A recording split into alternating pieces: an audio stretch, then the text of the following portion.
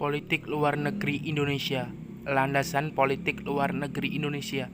1. Landasan ideologis. Landasan ideologis adalah Pancasila, bahwa bangsa Indonesia mengakui semua manusia adalah makhluk ciptaan Tuhan. Manusia yang mempunyai martabat yang sama tanpa memandang asal-usul keturunan, menolak penindasan manusia atas manusia. 1.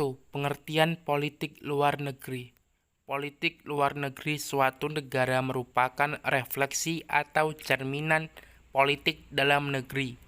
Politik luar negeri suatu negara akan menjadi penting untuk menentukan arah dan tujuan suatu negara dalam mempertahankan eksistensi kedaulatan di tengah-tengah pergaulan antar negara.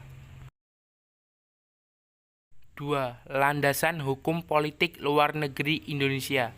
Landasan hukum politik luar negeri Indonesia yang mandiri dan bebas aktif dalam melaksanakan hubungan luar negeri tidak lepas dari dasar hukum yang melandasi kebijakan luar negeri Indonesia sejak proklamasi kemerdekaan 17 Agustus 1945.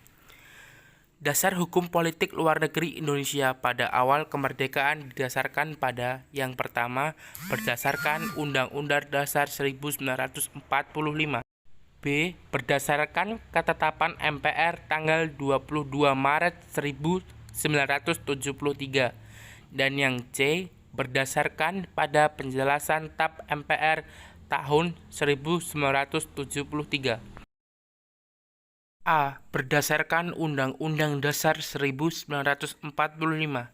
Landasan pokok politik luar negeri Indonesia dalam ketatanegaraan dan berbagai bidang ekonomi, politik, dan sosial budaya dan pertahanan selalu berlandaskan pada Pancasila dan Undang-Undang Dasar 1945. Secara jelas telah disebutkan pada pembukaan UUD 1945 alinea pertama dan alinea keempat. Dalam kutipan-kutipan pembukaan Undang-Undang Dasar 1945 tersebut dijelaskan bahwa sifat politik luar negeri Indonesia adalah anti penjajahan karena tidak sesuai dengan pri kemanusiaan dan pri keadilan. Selanjutnya, dijelaskan pula pada alinea selanjutnya bahwa Indonesia ikut melaksanakan ketertiban dunia yang menjadi sifat aktif politik luar negeri Indonesia.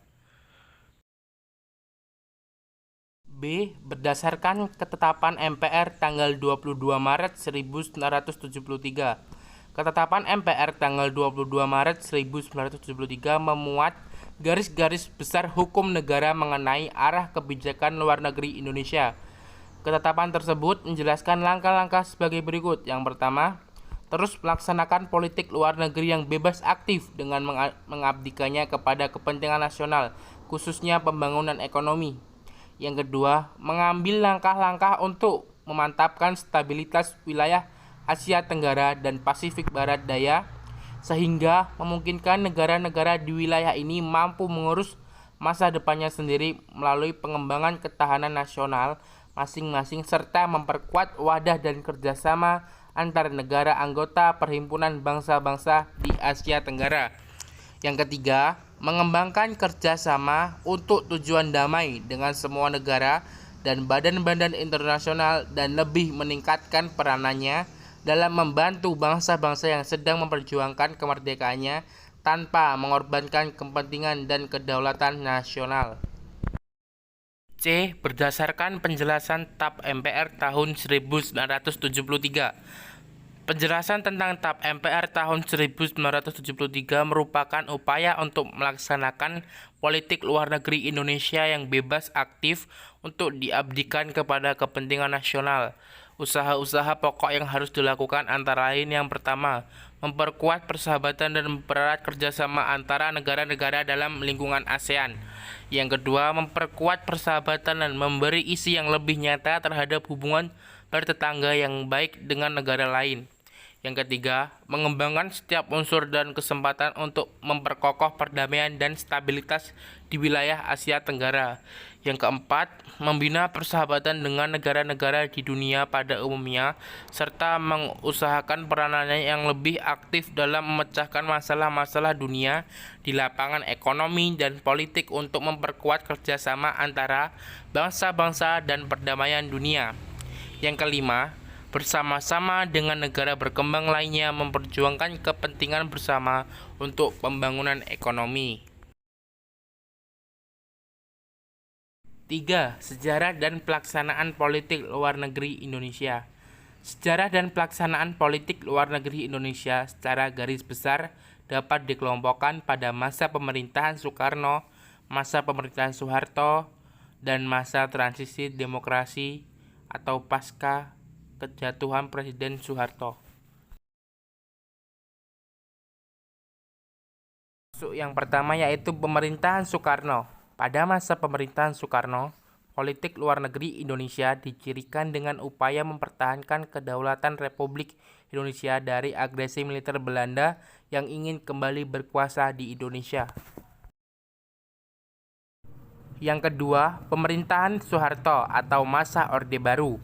Prioritas kebijakan luar negeri Indonesia pada masa pemerintahan Soeharto adalah memperbaiki citra buruk Indonesia yang telah dilakukan selama pemerintahan Soekarno, khususnya di kawasan Asia Tenggara.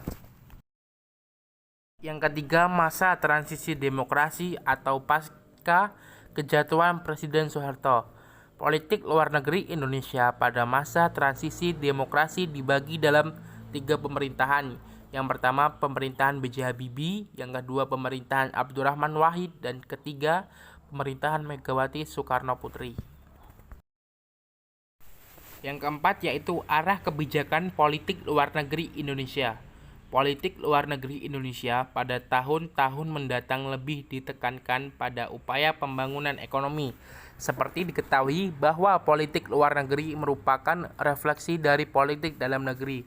Akan tetapi, pada kenyataannya, politik luar negeri seiring dipengaruhi oleh perkembangan situasi regional dan internasional.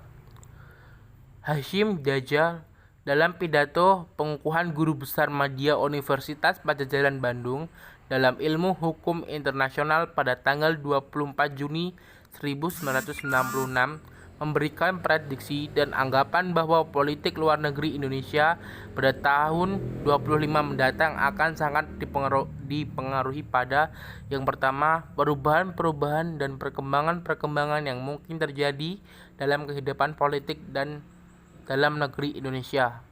Yang kedua, perkembangan konstelasi politik regional. Dan yang ketiga, perubahan-perubahan yang terus terjadi dan yang tidak menentu di dalam situasi dan konstelasi internasional.